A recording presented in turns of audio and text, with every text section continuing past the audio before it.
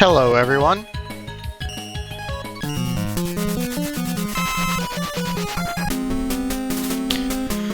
Today I am going to be doing a scored review on the game Mega Man Legacy Collection Mega Man 3. Now, in these scored reviews I will be doing each game individually as well as the challenges individually.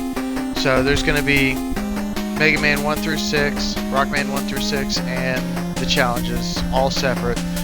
I'm not going to do this all in one bundle because each game's a little different. Now, this game is developed by Capcom, originally developed by Capcom and published by Capcom, but this particular iteration of it is developed by Digital Eclipse and published by Capcom.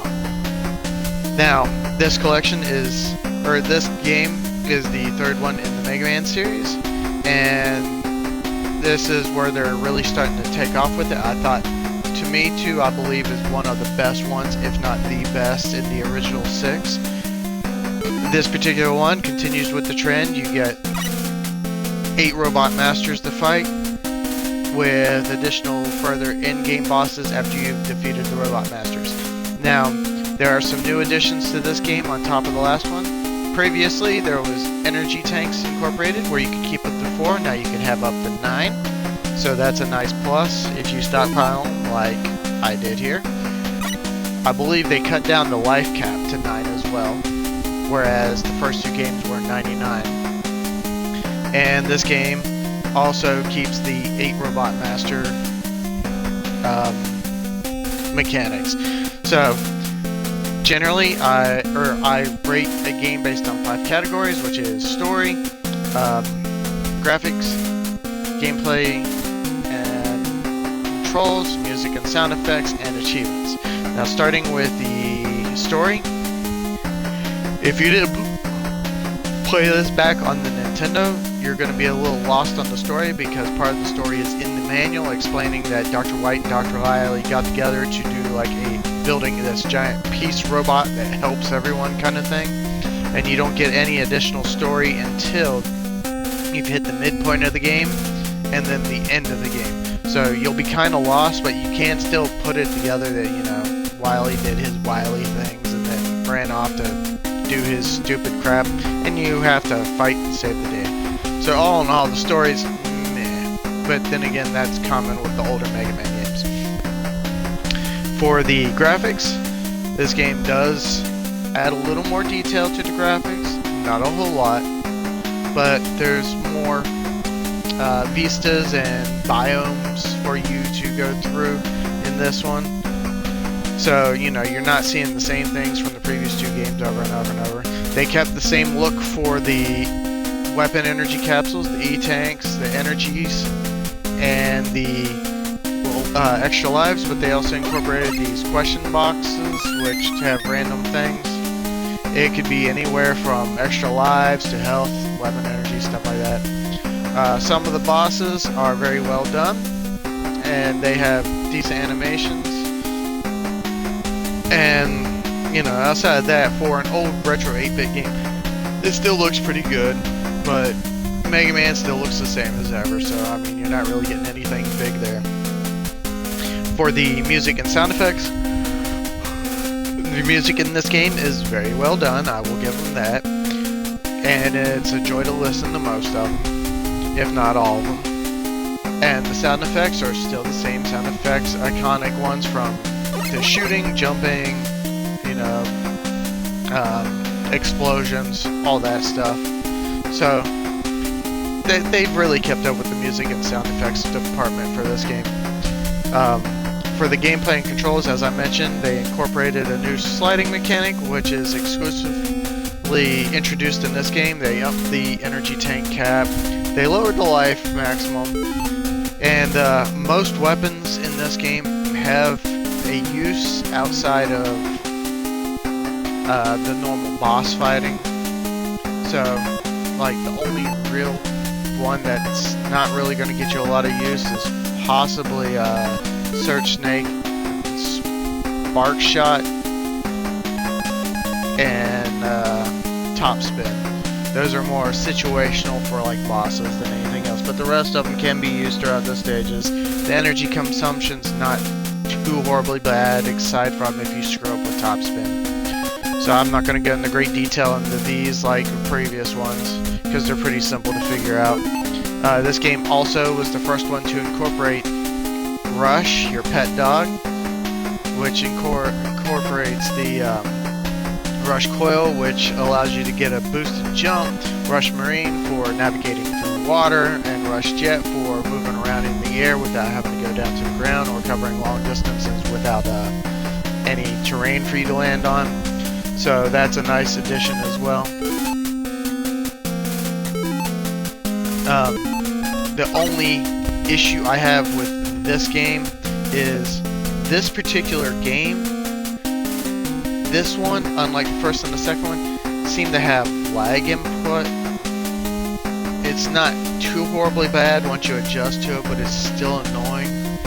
And this game also, after you beat the 8 Robot Masters, you fight these things called Dock Robots, which incorporate the powers of previous Robot Masters Mega Man has fought, which is all the ones from Mega Man 2. Now, that wouldn't be so bad, but they retain all their strengths from the previous game, but their weaknesses are different since you have different weapons, and they're not as easy to defeat as they were in 2. Also, they're larger, so they're harder to dodge, like Quickman, and Woodman is large, and it makes his shield larger, which if you don't have pretty much a daggone near perfect jump, you're going to take like a quarter to a third of your health every time he uses a leaf shield.